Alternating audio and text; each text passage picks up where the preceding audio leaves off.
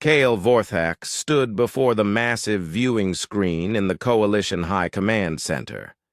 The stars looked cold and distant, just like the faces of his superiors sitting behind the curved metal desk.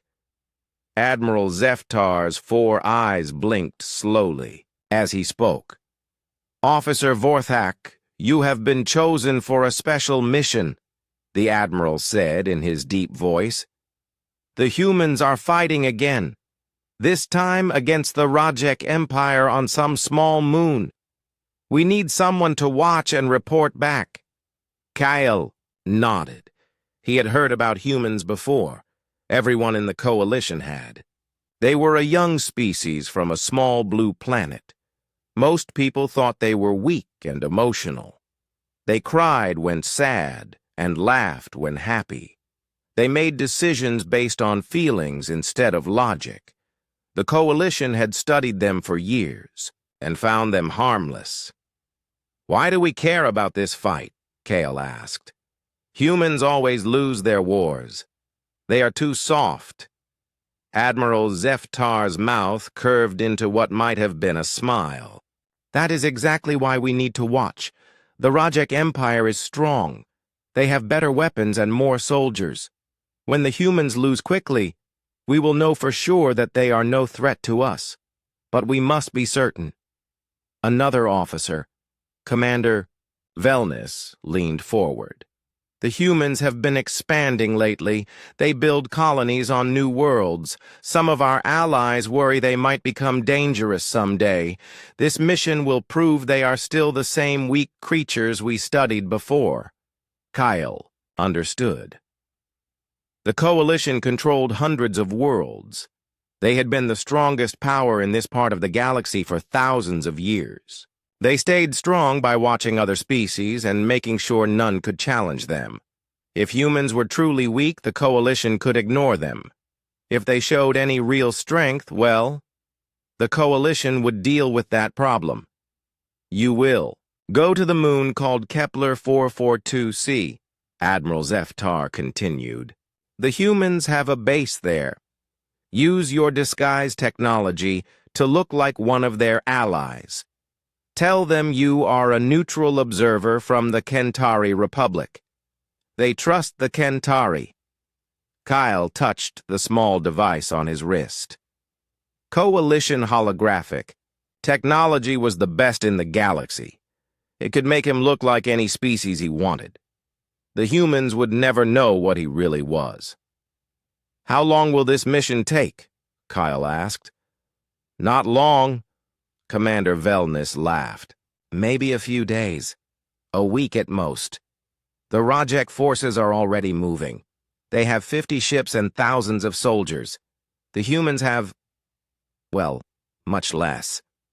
Kyle received his orders and left the command center. His ship was small and fast, designed to look like a Kentari trading vessel. As he flew through space toward the human moon, he thought about what he would see. Humans running away when the fighting started. Humans surrendering when they realized they could not win. Humans crying and begging for mercy. It would be easy to write his report. Humans are weak. They pose no threat to the Coalition. We can ignore them. Then he could go home and get a promotion for completing such an important mission. The moon, Kepler 442c, was small and gray. It orbited a larger planet that looked like a giant marble. Kale could see the human base from space, a collection of metal buildings and defensive walls. It looked tiny compared to Coalition military bases. Their weapons were simple projectile, cannons instead of energy shields. Their ships were made of basic metal instead of quantum steel. Kale landed his ship at the human spaceport. As he walked down the ramp, a human soldier approached him. The man was tall with dark hair and serious eyes. He wore a simple green uniform with captain's marks on his shoulders. "Welcome to Kepler Base," the human said. "I am Captain Lee Dongmin. You must be the observer from the Kentari Republic." "Yes." Kyle replied, his disguise making him look like a pale humanoid with large ears. I am here to watch and report on your conflict with the Rajek Empire. Captain Dongmin's face grew serious. The situation is difficult. We expect their attack soon. But we will do our best to show you how humans fight. As they walked through the base, Kale saw human soldiers everywhere. They were cleaning weapons, checking equipment, and talking to each other. What surprised him was that they did not look afraid. They looked determined. Some even smiled and joked with their friends. How many soldiers do you have? Kale asked. About 300 here on the base, Dongmin replied. Another 200 spread across the moon in smaller outposts. 500 soldiers against thousands of Rajek warriors. Kyle almost felt sorry for them. Almost. Captain Dongmin introduced him to other soldiers. Sergeant Park Minho was a stocky man with quick eyes who seemed to be everywhere at once, checking on his troops and making sure everything was ready. Corporal Kim Ji-won was a small woman who worked as a medic, but Kyle noticed she carried as many weapons as the other soldiers. Private Han Tae-hyun looked very young, maybe 19 or 20 years old. He seemed nervous, but tried to hide it. Have you fought the Rajek before? Kyle asked Dongmin as they toured the base's command center.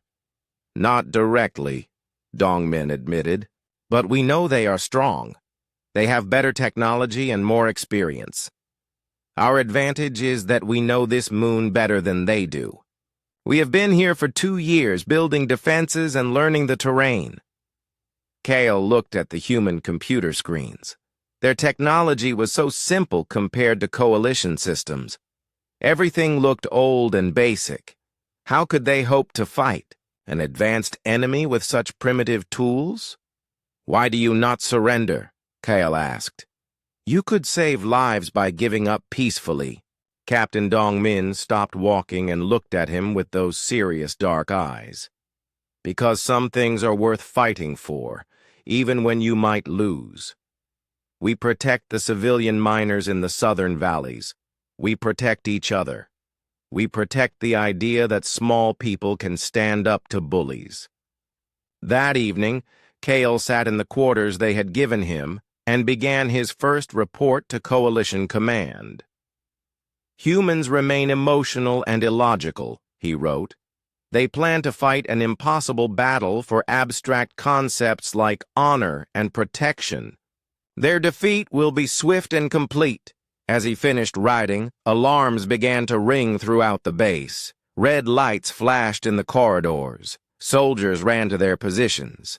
Through his window, Kyle could see enemy ships appearing in the sky like dark stars. The Rajek Empire had arrived. Kyle grabbed his recording equipment and hurried outside. He was here to witness humans fight, and the show was about to begin. Expected it would be over quickly. He had no idea how wrong he was about to be. The first Rajek bombs fell like thunder from the sky. Kale watched from the command bunker as explosions lit up the darkness outside. The human base shook with each impact, dust falling from the ceiling. Through the reinforced windows, he could see Rajek dropships landing in the distance, black shapes against the orange glow of fires. Captain Dongmin stood calmly at the command table, speaking into his radio. All units, this is command. Remember your training. Stay in your positions until ordered to move. Watch your sectors and protect your teammates. Kyle expected panic. In coalition warfare, surprise attacks usually caused chaos and quick surrender. But the humans moved with purpose. Soldiers ran to their fighting positions while medics gathered.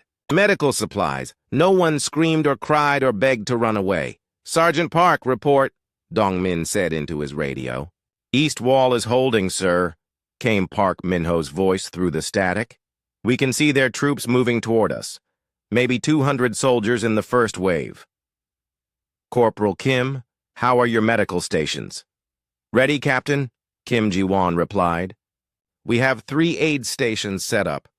Medical supplies are distributed to all squads. Kale made notes on his recording device.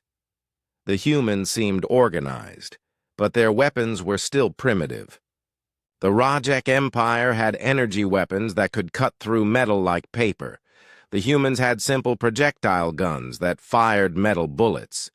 It would be no contest. The first real fighting started an hour after the landing. Kyle watched through. Cameras placed around the base as Rajek soldiers advanced across the gray moonscape. They wore heavy armor and carried weapons that glowed with deadly energy. Their formation was perfect. Their movement coordinated. The humans opened fire first. Their bullets bounced off Rajek armor like raindrops. The enemy soldiers barely slowed down. Some of them laughed as they fired back, their energy beams cutting through human cover like it was made of paper. Then something happened that Kale did not expect. Private Han Tae-hyun was in a forward position with 3 other soldiers. A Rajek energy beam hit their bunker and collapsed part of the roof. Han was trapped under heavy metal beams, his leg twisted at a wrong angle. Blood covered his face. Han is down, someone shouted over the radio. He's trapped in Bunker 7. Leave him, came a voice Kale did not recognize. The position is lost. Fall back to the second line.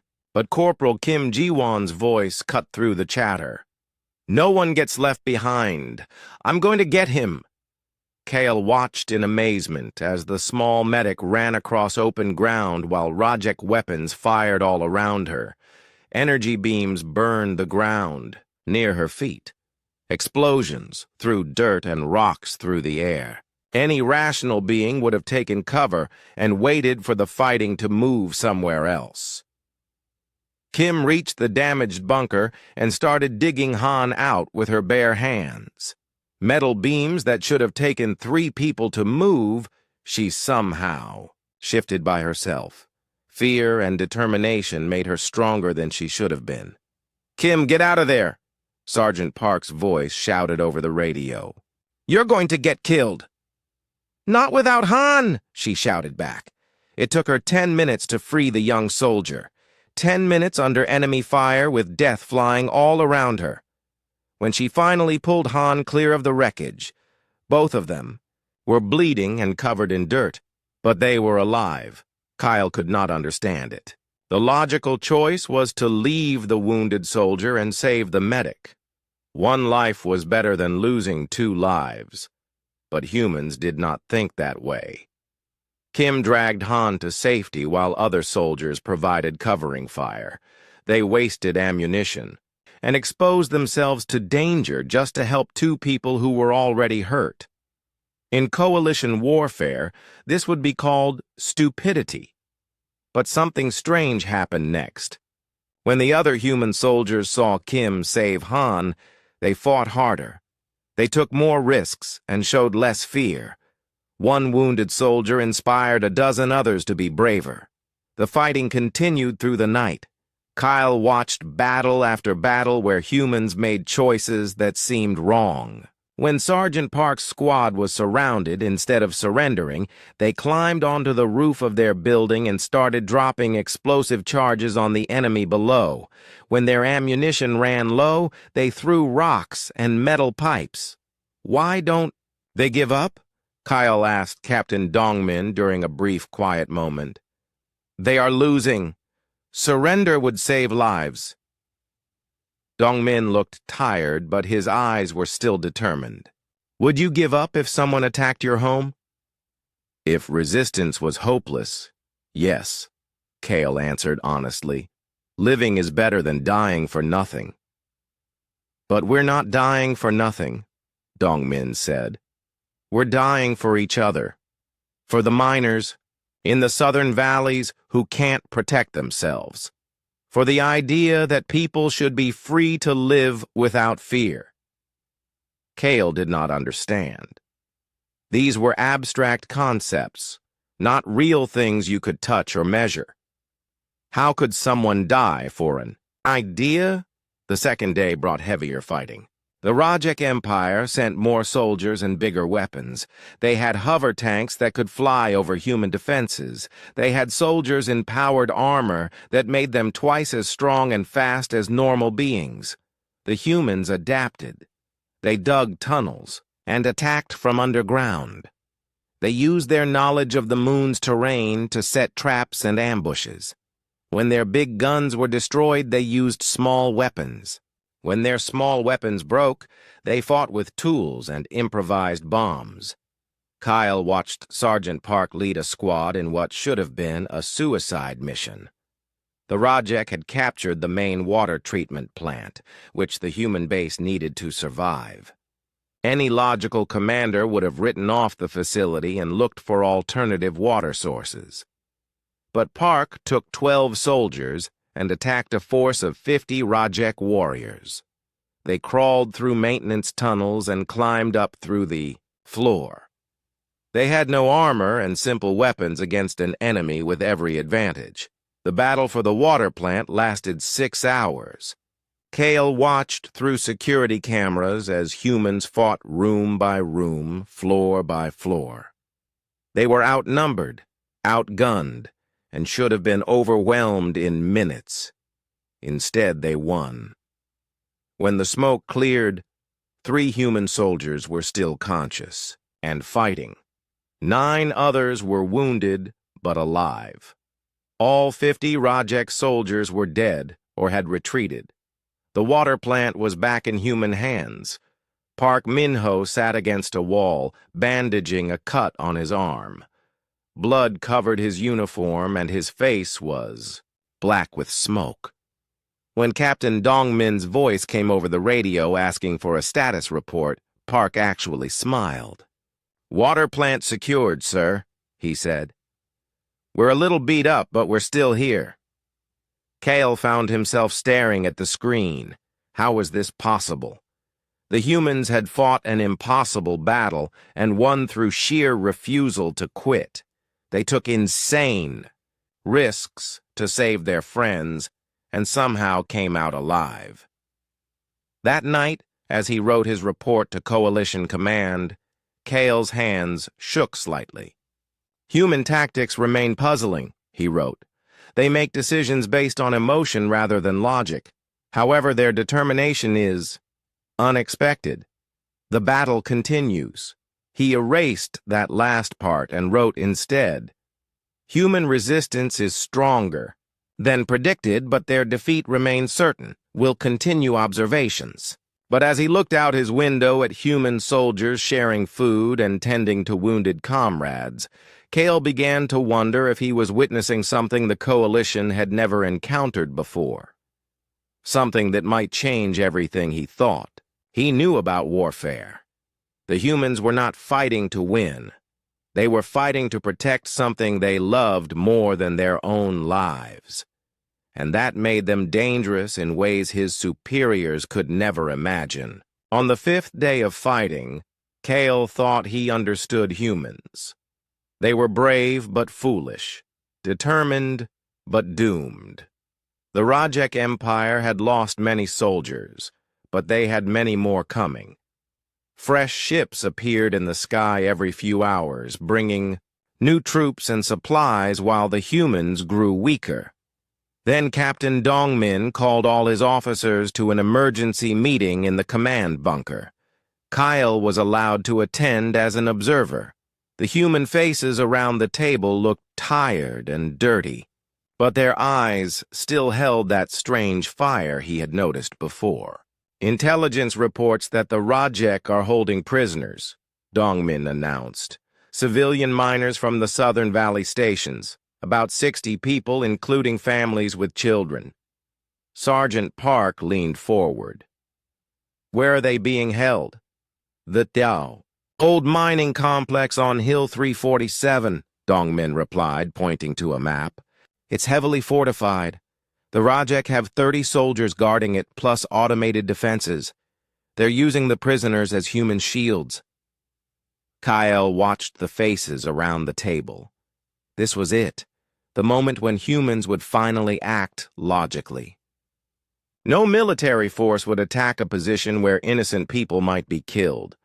The smart choice was to negotiate, maybe trade something for the prisoners' release. "We have to get them out," said Corporal Kim without hesitation. "It's a trap," warned another officer. "They want us to attack that position. It's suicide." "Maybe," Dongmin said quietly. "But we can't leave those people. Some of them are families who trusted us to protect them." Kale could not believe what he was hearing. "Captain, with respect, this is exactly what the enemy wants. They put prisoners there to make you do something stupid. The logical response is to ignore the situation and focus on defending the base." The room fell silent. Every human eye turned to look at him. Their expressions were not angry, just sad, like they felt sorry for him. "Observer Kael," Dongmin said gently, "maybe your people would abandon innocents to save themselves. We don't work that way." "But the mission will fail," Kael insisted. "You'll lose soldiers and probably won't save the prisoners anyway. It makes no sense." Sergeant Park stood up. "Since when does protecting people have to make sense? If we only do things that are logical and safe, what's the point of being alive?" The meeting continued for 2 hours. The humans planned an attack that violated every principle of rational warfare. They would split their already small force, sending half to assault a heavily defended position while the other half protected the base. They would attack during daylight when the enemy could see them coming. They would risk everything to save people who might already be dead. Kale sent an urgent message to Coalition Command. "Humans about to attempt tactically impossible rescue mission. Recommend immediate observation of results to confirm human irrationality and inevitable defeat." The attack began at dawn. Kyle watched from a transport vehicle as 60 human soldiers moved across the gray landscape toward Hill 347. They had no cover, no surprise, and no hope of success. The Rajek defenses opened fire when they were still a kilometer away. Humans started falling immediately. Energy beams and explosive shells tore through their ranks. Kale counted 12 soldiers down in the first minute of fighting. Any reasonable force would have retreated. The humans kept going. They moved in small groups, using every rock and crater for cover. When soldiers were hit, others dragged them to safety while continuing to advance.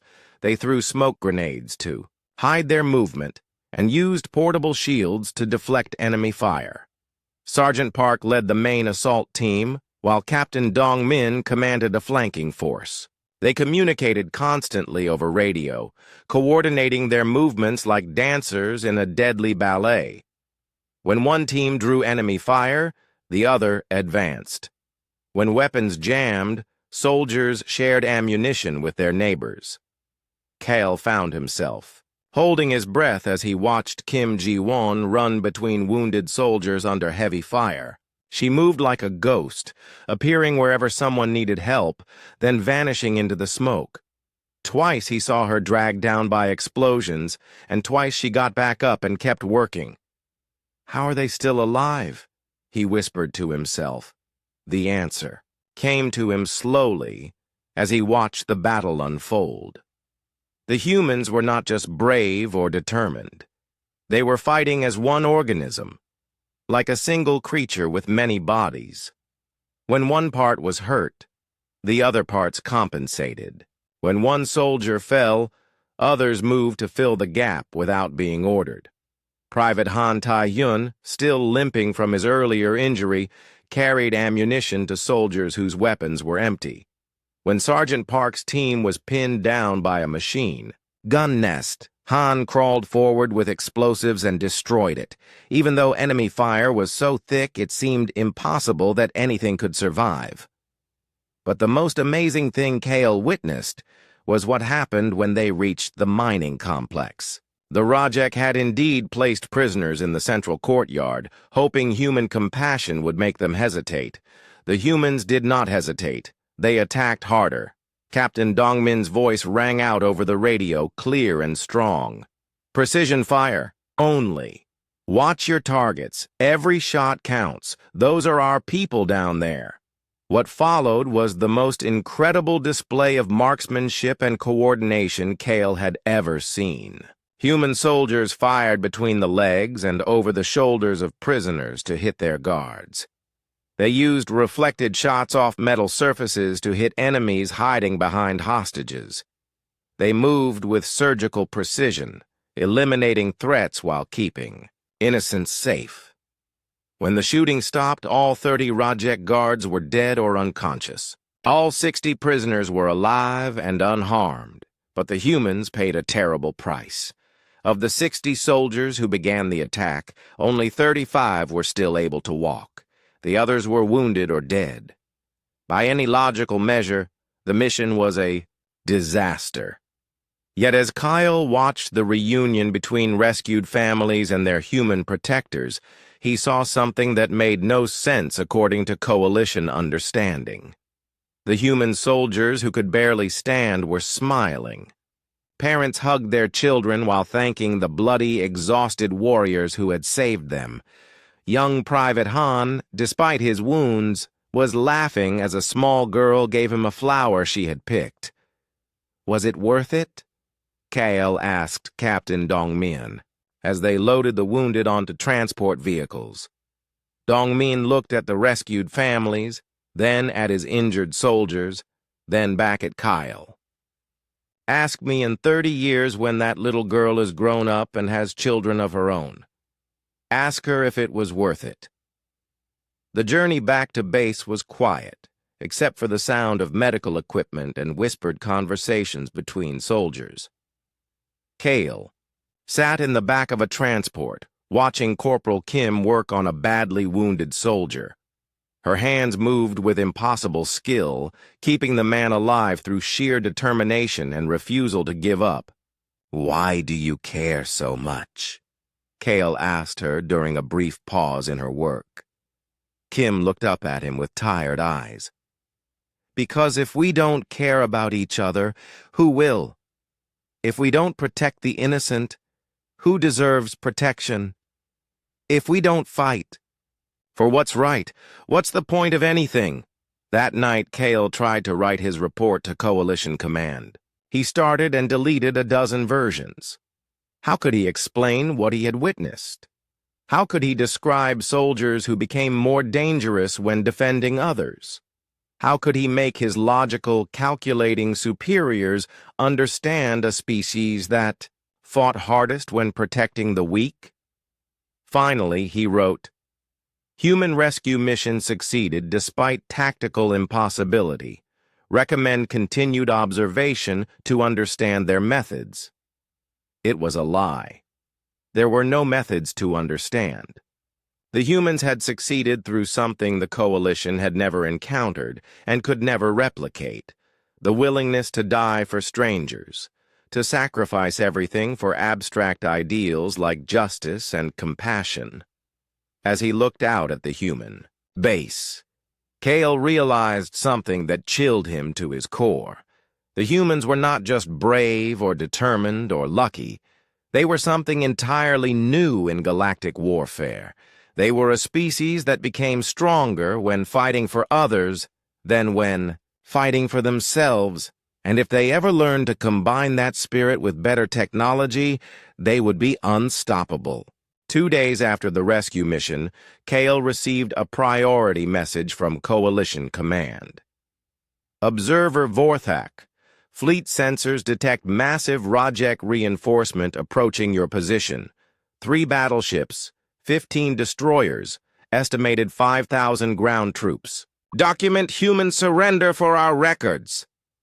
Kyle looked at the message and felt something strange in his stomach. Fear? For the humans? That made no sense. He was here to observe, not to care about the outcome. But as he watched Captain Dongmin, brief his remaining soldiers, Kale realized he did not want to see these people die.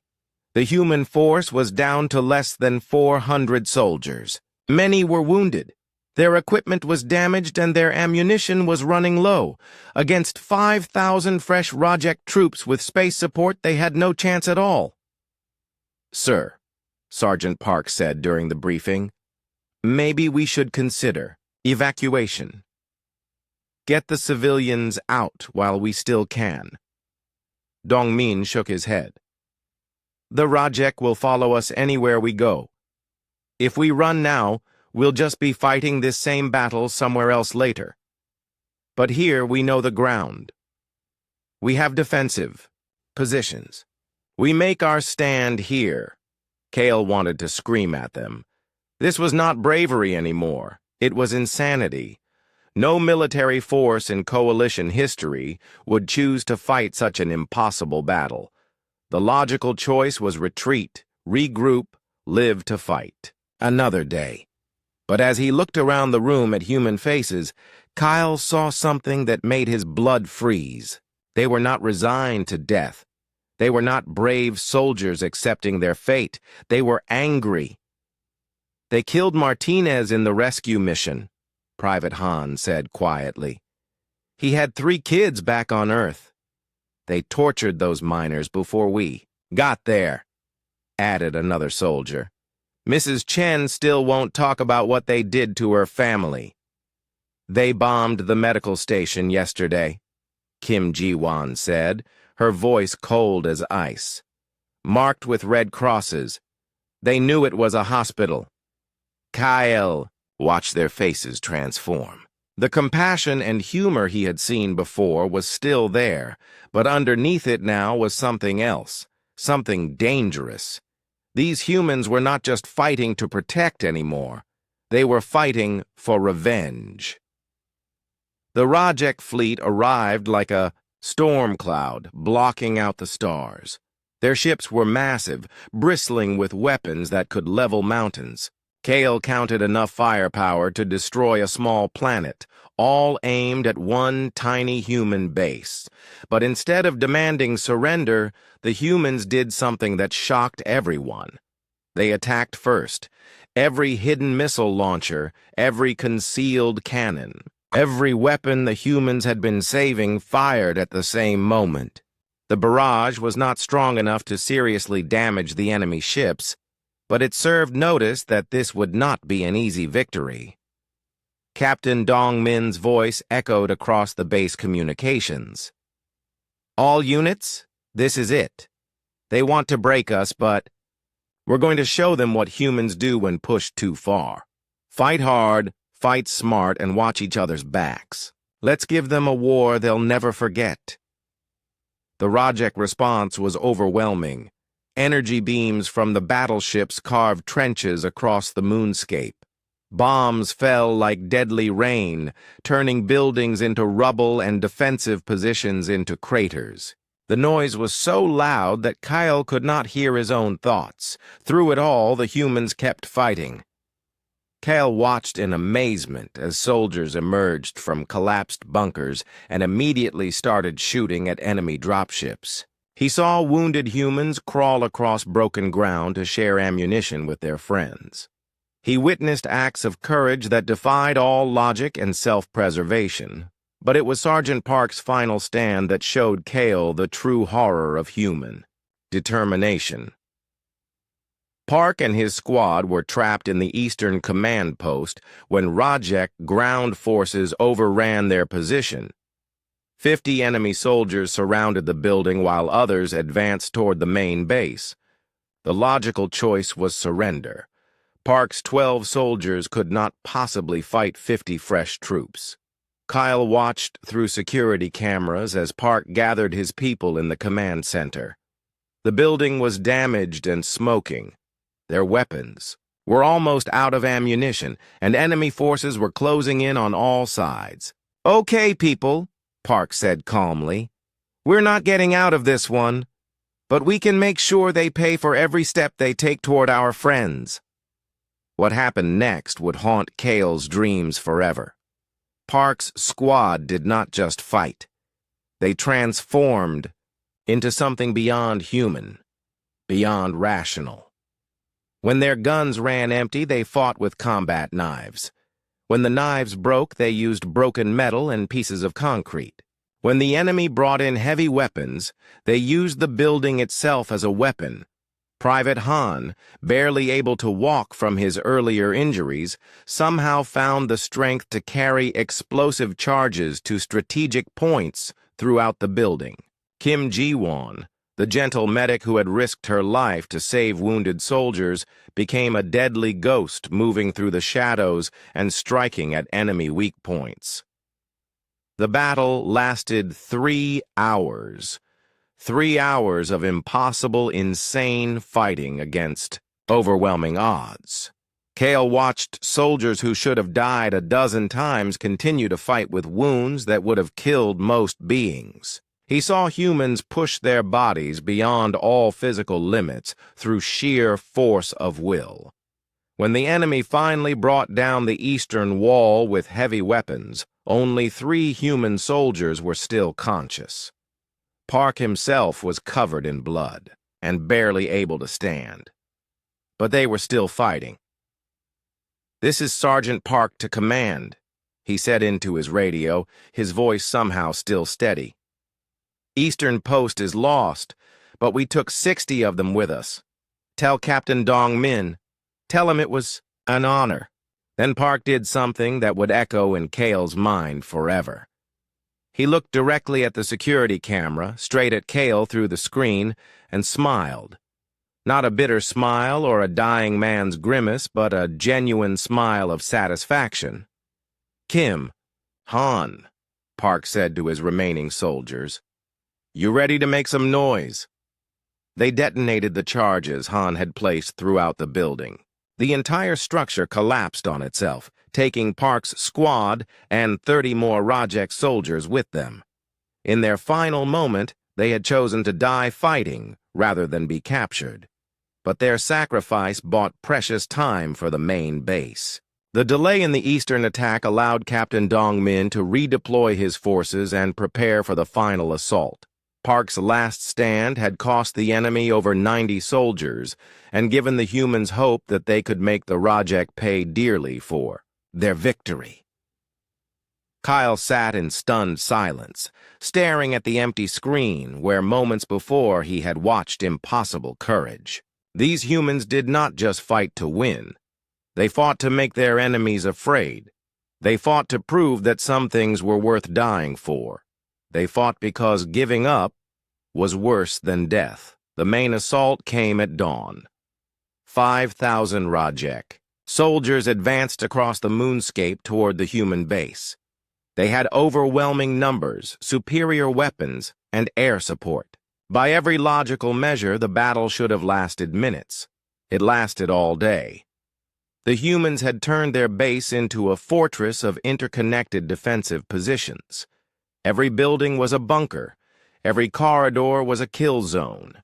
Every room was a battlefield. They fought with a ferocity that terrified their enemies, using tactics that seemed to come from pure instinct rather than training. When Rajek troops breached the outer wall, humans fell back to secondary positions. When those were overrun, they retreated to tertiary defensive lines. Each withdrawal was bought with enemy blood. Each position was held until the last possible moment. Kyle watched Captain Dong Min lead counterattack after counterattack with forces that grew smaller each time. The human commander seemed to be everywhere at once, inspiring his troops by personal example, never asking them to do anything he would not do himself. By evening, less than 100 human soldiers were still fighting. They held only the central command complex against thousands of enemy troops. The smart thing, the logical thing, would be to surrender and save the few lives that remained. Instead, they prepared for one final charge. Dongmin gathered his surviving soldiers in the command bunker. They were bloodied, exhausted, and outnumbered, 50 to 1. but their eyes still held that terrible fire Kale had learned to recognize. "This is it," Dongmin said simply. "We're going out there to give them a fight they'll tell stories about for 1,000 years. Make them remember that they met humans here. Make them remember that some people can't be broken." As Kale watched the last 100 human soldiers prepare for their final battle, he finally understood what he had been witnessing. This was not just warfare. This was a species showing the universe what it meant to be truly alive, truly free, truly willing to sacrifice everything for what they believed. And it was the most beautiful and terrifying thing he had ever seen. The final human charge began at sunset. Kyle watched from the command bunker as 100 bloodied, exhausted soldiers walked out to face an army. They did not run or shout battle cries. They walked with steady purpose, like people going to work. Captain Dongmin led them across the broken ground of their base. Corporal Kim walked beside him, her medical bag replaced with ammunition and weapons. Private Han limped behind them, still wounded but refusing to be left behind. Every step was deliberate, every movement filled with deadly intent. The Rajek. Forces waited for them in organized formations. Thousands of professional soldiers with advanced weapons and armor, confident in their overwhelming advantage. They expected the humans to make one last desperate attack and then die quickly. They were wrong about the dying quickly part. What followed was not a battle in any traditional sense.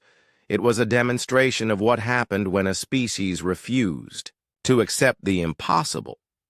The humans did not charge into the enemy lines like desperate animals. They flowed through the Rajek formations like deadly water, striking where the enemy was weakest, vanishing before counterattacks could find them. Kyle watched in shock as Captain Dongmin led his people in tactics that should not have worked.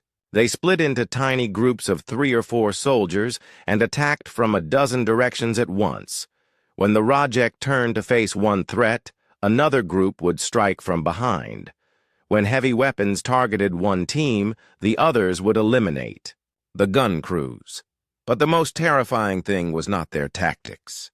It was their faces. The humans fought with a cold, focused intensity that made the professional Rajek soldiers step backward. These were not desperate people making a last stand.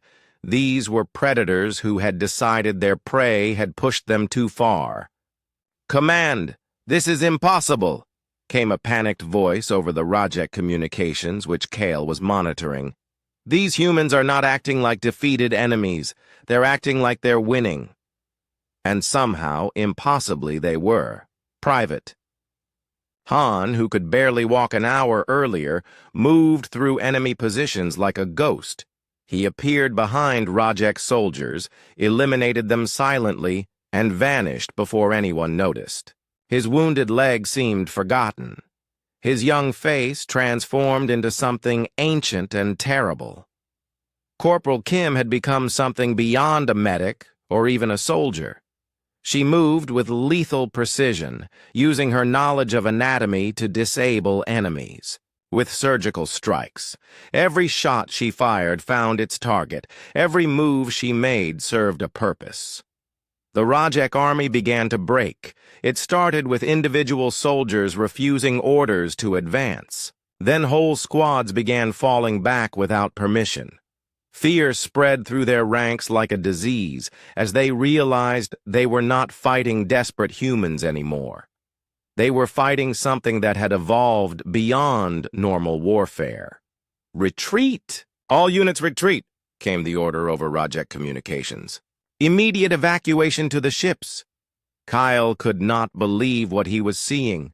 An army of 5,000 professional soldiers was running away from 100 humans. It made no sense according to everything he knew about military science. But as he watched the Rajek forces flee to their landing craft, Cal realized he had witnessed something that transcended normal warfare. The humans had not won through superior numbers or technology. They had won through pure psychological dominance.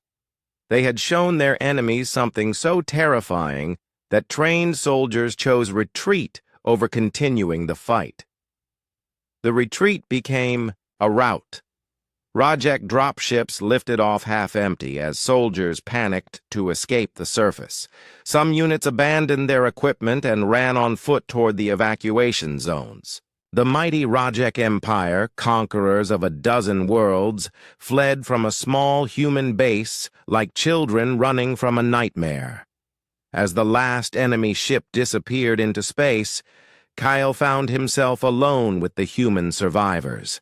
37 soldiers remained alive and mobile. 37 people had defeated an army through sheer refusal to accept defeat.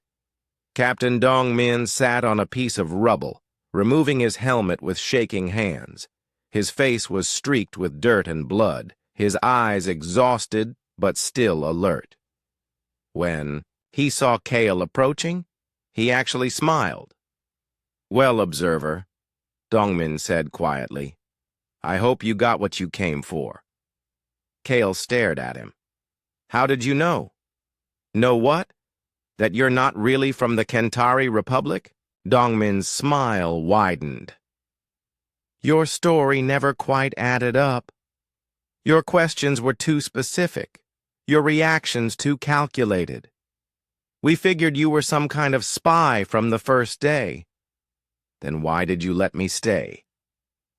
"Because," said a voice behind him, "we wanted you to see what humans are really like." Kale turned to find Kim Ji-won approaching, carrying medical supplies toward the wounded. Despite everything she had been through, her first concern was still helping others. "We've been studied before," Kim continued as she began treating a soldier's injuries. "Other species think they understand us based on our technology or our politics, but they never see what we're capable of when we're protecting something we love." Private Han limped over, supporting another wounded soldier. "My grandmother used to tell me stories about our ancestors," he said. "How they fought impossible wars and won through pure stubbornness. I never believed her until now." Over the next few days, Kyle watched the aftermath of the battle and finally understood what had really happened on this moon. The humans had not just won a military victory, they had sent a message to the universe. Some species could not be broken, no matter what force was brought against them. But what disturbed Kale most was not their ferocity in battle. It was what they did after the fighting ended. The humans immediately began treating wounded Rajek soldiers who had been left behind during the retreat. They shared their medical supplies and food with enemy prisoners. They worked to repair the damage to civilian areas and helped evacuate families to safer locations. "Why do you help them?" Kyle asked Kim as she bandaged a Rajek soldier's arm. "They tried to kill you." "Because they're hurt, and we can help," she replied simply. "The war is over. Now we take care of everyone." Kyle watched Captain Dongmin coordinating relief efforts for both human and Rajek civilians. The same man who had led a terrifying final charge was now organizing food distribution and medical care for former enemies. It was as if he had two completely different personalities, one for war and one for peace. "I don't understand you people," Kyle said to him. "That's probably for the best," Dongmin replied. "We don't really understand ourselves sometimes. We just do what feels right and hope it works out." That night, Kale sat in his quarters, trying to write his final report to Coalition Command.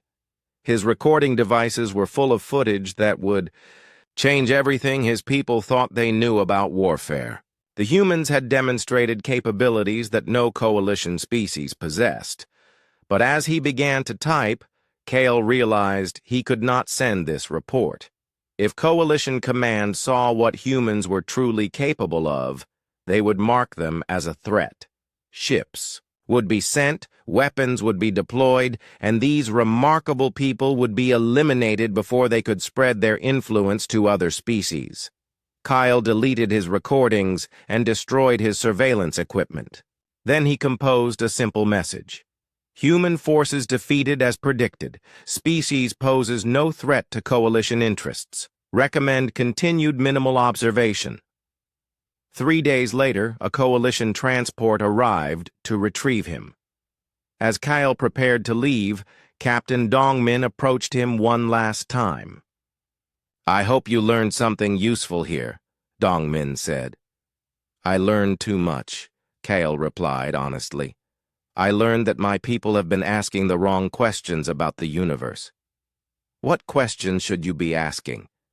Kale looked out at the human base, where former enemies were working together to rebuild what the war had destroyed. Not how to be stronger, or smarter, or more advanced. How to care about each other the way you do. How to fight for something bigger than ourselves. "Those are good questions," Dongmin agreed. "I hope you find some answers."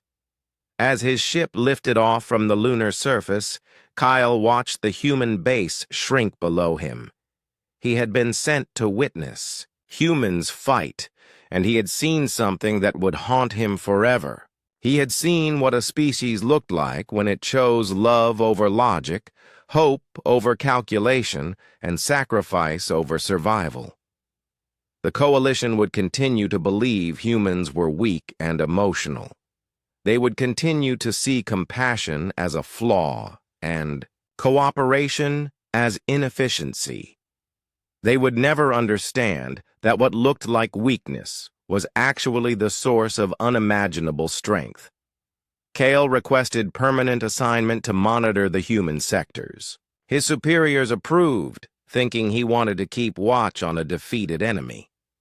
In reality, he could not bear to return to coalition space, knowing what his people might do if they learned the truth about human nature.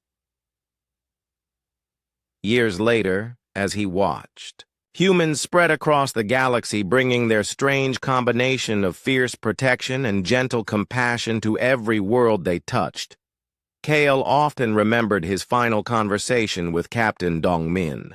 He had asked why humans fought so hard, for abstract concepts like freedom and justice.